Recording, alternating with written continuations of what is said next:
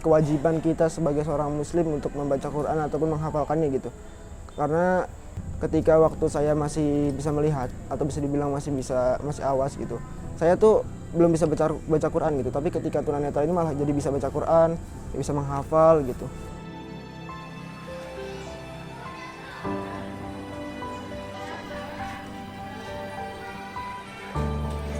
Yayasan ini kan namanya Yayasan Rawdatul Makfufin, yang kalau kita terjemahkan nih Rawdatul Makfufin ini ke dalam bahasa Indonesia, Rawdoh itu kan taman, Makfufin itu tunanetra, jadi taman tunanetra, di mana memang yayasan ini didedikasikan secara utama itu untuk pemberdayaan dan kesejahteraan teman-teman tunanetra muslim di Indonesia begitu.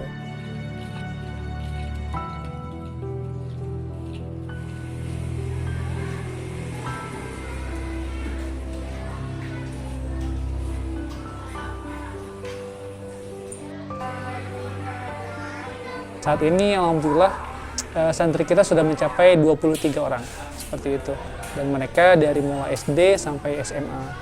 Majelis taklim jamaahnya sudah sampai 60-an orang. Mereka rata-rata teman-teman tunanetra dari domisilinya Tangsel dan sekitarnya.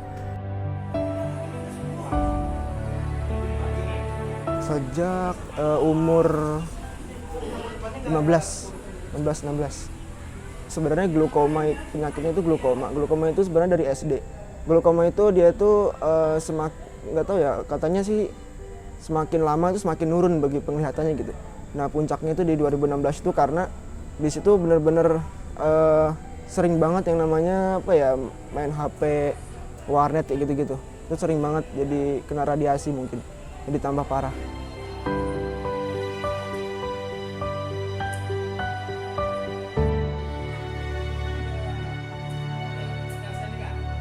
Tangannya mungkin di bagian rabanya itu.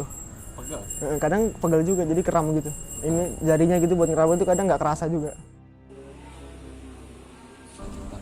Ya karena kalau Al-Quran Braille itu kan dia bacanya nggak selancar ketika membaca Quran yang biasa gitu, yang umum.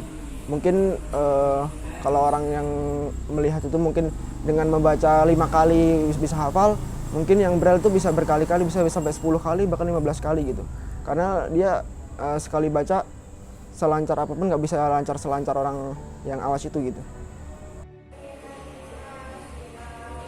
Kalau dari segi permintaan atau demand untuk calon penerima wakaf Al-Quran ini, alhamdulillah bisa dibilang konsisten dan cenderung meningkat ya begitu.